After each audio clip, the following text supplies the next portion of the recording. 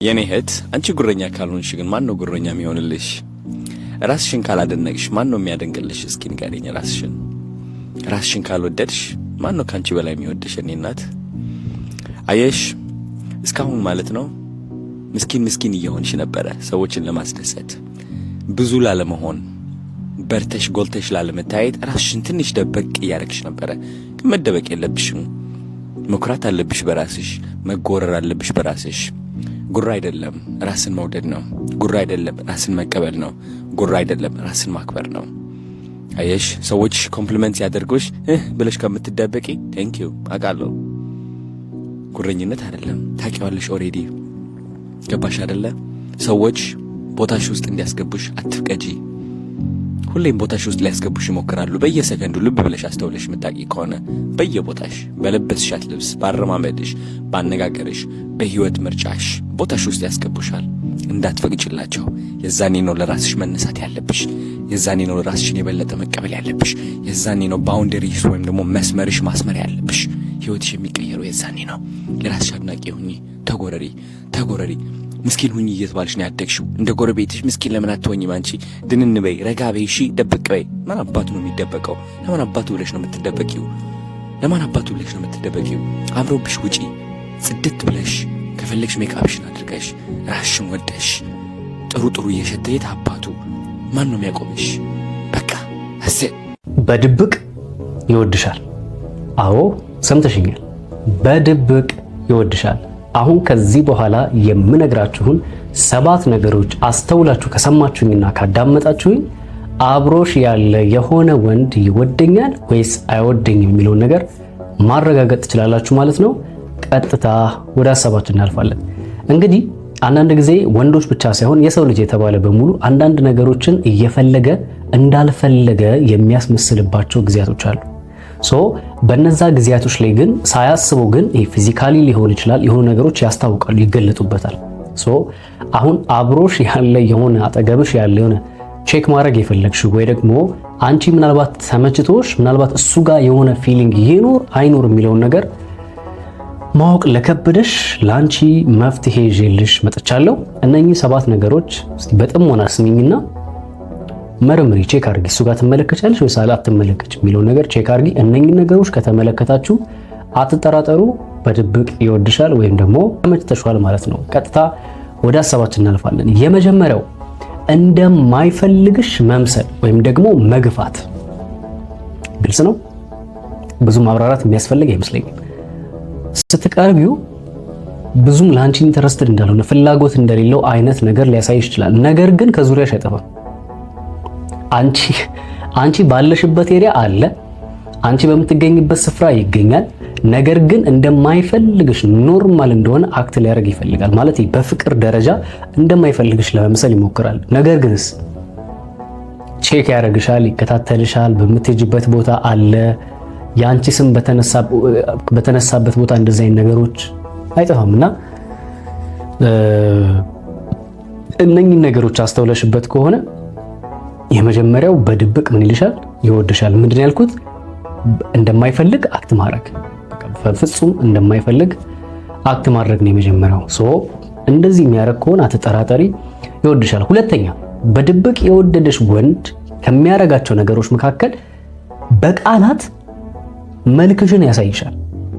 በቃላት መልክሽን ያሳይሻል ማለት እንዴት ነው?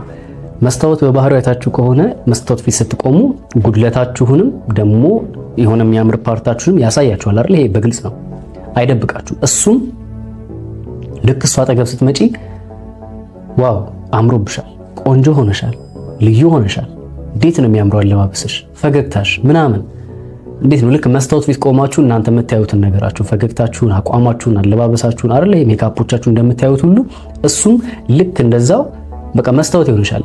ይሄ ነገር ጥሩ አይደለም ይልሻል። ከፈለገ የሆነ ፓርት ይሄን ብታስተካክዩ ማለት ምን አገባው? አንቺ የተመቸሽ ነገር ነው። ግን እሱ ካልተመቸው የሆነ በቃላ። በነገራችን ላይ ደግሞ ያልተመቸው ወንድ ሁሉ ደግሞ ወይ ደግሞ ቆንጆ ነሽ ያለኝ ወንድ ሁሉ ደግሞ ይወድሻል እያልኩ ቆንጆ ነሽ ያለ ወንድ ሁሉ ደግሞ ይወድሻል እያልኩኝ አይደለም። ነገር ግን ምንድነው ያወራውኝ ያለሁት ስፔሲፋይ ያደረገ የሚያደንቅልሽ፣ ዋው ፈገግታሽ ያምራል፣ አለባበስሽ ያምራል፣ አረማመድሽ፣ አኳኋን፣ ባህሪሽ እንደዚህ ስታረጊ እኮ ደስ ትኛለሽ ስትስቂ፣ ስትጫወቺ፣ ከሰዎች ጋር ስትግባቢ ምናምን እያለ ስፔሲፋይ ያደረገ ነገሮችን በግልጽ የሚያወራ ከሆነ እስቲ ዝም ብለሽ ጠይቂ። ያለምንም ምክንያት እንደዚህ የሚያደርግ ይመስልሻል? ያለምንም ምክንያት ተነስቶ ሶ በድብቅ ያፈቅርሻል ማለት አይ ሚን ይወድሻል፣ ተመችተሻል ማለት ነው። ስለዚህ ጠጋ ብላችሁ ወይ ደግሞ ጠጋ ብለሽ ቼክ ማድረጉ አይከፋም ማለት ነው። በሶስተኛ ደረጃ በድብቅ ከወደደሽ ከምታይበት ምልክቶች መካከል ጥፋተኛ ያደርግሻል ወይ ደግሞ ደስታውን እንድትፈጽሚለት ይቆጣጠርሻል። አሁን ግልጽ ሊሆንላችሁ ይችላል፣ ላብራራላችሁ። አንዳንዴ ሆን ብለን እኛ ወንዶች ከምናረጋቸው የምንጠቀማቸው ዘዴዎች ነው የሚባሉት።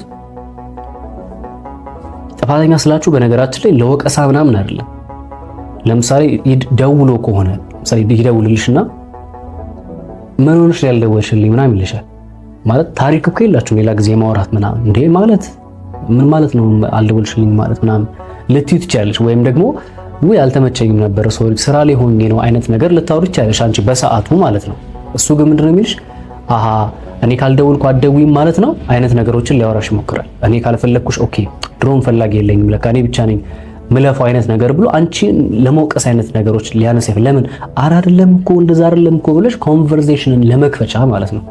ስለዚህ እንደዚህ አይነት ጥያቄዎችን እየጠየቀ ጥፋተኛ ሊያረግሽ ይሞክራል ማለት ነው። ስለዚህ እንደዚህ አይነት ፍለርቶች የሚጠቀም ከሆነ አትጠራጠሪ፣ ላንቺ የሆነ የተደበቀ የፍቅር ስሜት አለው ማለት ነው። ወደ አራተኛው ስናልፍ በድብቅ ከወደደሽ ላይክ አታረጉም አይደል? ዝም ብላችሁ ግን ታያላችሁ ቁጭ ብላችሁ።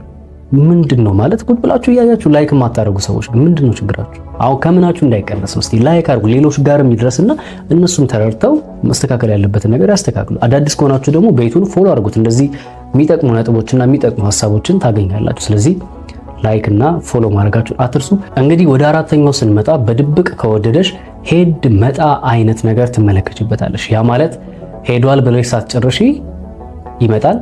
አይ በቃ መጥቷል ብለሽ ደግሞ ስትረጋጊ ደግሞ ይሄዳል ተነስቶ። ይሄ ማለት የሆነ ሊነግርሽ የፈለገው ምልክት አለ ማለት ነው። ሊያሳውቅሽ የፈለገው የሆነ ምልክት እንዳለ ማስተዋል አለብሽ። በአምስተኛ ደረጃ በድብቅ ካፈቀረሽ ከማይሆኑ ሰዎች እንድትርቂ ያበረታታሻል። ያ ማለት አንቺን ከማይጠቅሙ ህይወትሽን ይጎዳሉ ብሎ ከሚያስባቸው ሰዎች፣ ጓደኞች ሊሆን ይችላል የሆኑ ሰዎች ብቻ ከነዛ ሰዎች እንድትርቂ ያበረታታሻል። በዚህ አጋጣሚ በነገራችን ላይ የሆነ ሰው ባይወዳችሁ ወይ ደግሞ ከናንተ የሆነ ማግኘት የሚፈልገው ነገር ከሌለ ስለናንተ ህይወት ግድ እንደማይለው ማወቅ አለባችሁ። ስለዚህ ምንድነው የሚያደርገው ነው ጥያቄ። በዙሪያሽ የሆነ የሚገኙ የሆነ ነገሮችን ለማረቅ ይሞክራል፣ የማይጠቅሙሽን ነገሮች ለማስቀረት ይሞክራል። እንደዚህ የሚያደርግ ከሆነ ይሄ ወንድ ላንቺ ድብቅ የሆነ የፍቅር ስሜት እንዳለው ማረጋገጥ ትችላለሽ። ወደ ስድስተኛው እናልፋለን። ወደ ስድስተኛው ስናልፍ በድብቅ ከወደደሽ ወይ ደግሞ ካፈቀረሽ ምን ያደርጋል? ይቀናል። ይቀናል። ከሆኑ ወንዶች ጋር አብረሽ ስትቀላቀይ፣ አብረሽ ስትሆኚ፣ አብረሽ ስታወሪ፣ የሆነ ነገር ስታከናውኚ ምናልባት እኮ ኬዝ ሊኖርሽም ይችላል ላይኖርሽም ይችላል ከነዛ ሰዎች ጋር ግን ይቀናል። ድንገት በሰላም አውርታችሁ ተነጋግራችሁ ዞር ብለሽ እዛ ጋር የሆነ ቦታ ደረስ መጣ ብለሽ አጠገው መተሽ ስታወሪ ምናልባት ተቀይሮብሽ ልታገኙ ይችላልሽ፣ ደብሮት ልታገኙ ይችላልሽ። ይሄ ማለት ያው እነሱ ወንዶቹ ሊያስቡት የሚችሉትን ነገሮች ስለሚያውቅ በውስጡ የመቅናት ነገር ትመለከችበታለሽ ማለት ነው። ስለዚህ እንደዚህ አይነት ወንድ በዙሪያሽ ካለ በቻልሽው አቅም ስሜቱን አውጥቶ እንዲነግርሽ ሞር መንገድ መክፈት ማሳየቱ የማን ኃላፊነት ነው? የአንቺ ኃላፊነት ነው ማለት ነው። ስለዚህ ወደ መጨረሻውና ወደ ሰባተኛው በድብቅ ያፈቀረሽ ወንድ የሚያሳይሽን ምልክቶች የምነግርሽ ይሆናል። እንቀጥላለን። ሰባተኛውና የመጨረሻው በድብቅ ካፈቀረሽ ሳያስበው ሊቆጣጠርሽ ይሞክራል። ስለዚህ እሱ እኮ ላይመስለው ይችላል፣ እሱ አያስተውሉም። ነገር ግን አንቺን ስለሚወድሽ ወይ ደግሞ ለአንቺ ጥሩ ስሜት ስላለው ሳያስበው የት ነሽ፣ ከማጋነሽ፣ ምን እየሰራሽ ነው፣ በላሽ ወይ ጠጣሽ ወይ ምናምን እንደዚህ አታርጊ ምናምን አይነት ነገሮችን ታስተውይበታለሽ። የሆነ ወንድ ከመሬት ተነስቶ እንደዚህ ሊያረግ ስለማይችል እንደዚህ አይነት ምልክቶችን ከተመለከትሽበት እርግጠኛ ሆኜ እነግርሻለሁ ያ ወንድ በድብቅ ስለሚወድሽ ስለሚያፈቅርሽ ነው። በቻልሽው አቅም ይሄንን ወንድ ጠበቅ አድርገሽ ነው መያዝ ያለብሽ ማለት ነው። ምናልባት በግል እኔን ማማከር የምትፈልጉ ሰዎች በውስጥ መስመር እኔን ማናገር ትችላላችሁ። በዋትስአፕም በቴሌግራምም ከታች አስቀምጥላችኋለሁ ዩዘርኔም እንዲሁም ስልክ ቁጥር እየመጣችሁ ልታወሩኝ ትችላላችሁ። በሌላ ተመሳሳይ ቪዲዮ እስከምንገናኝ መልካም ጊዜ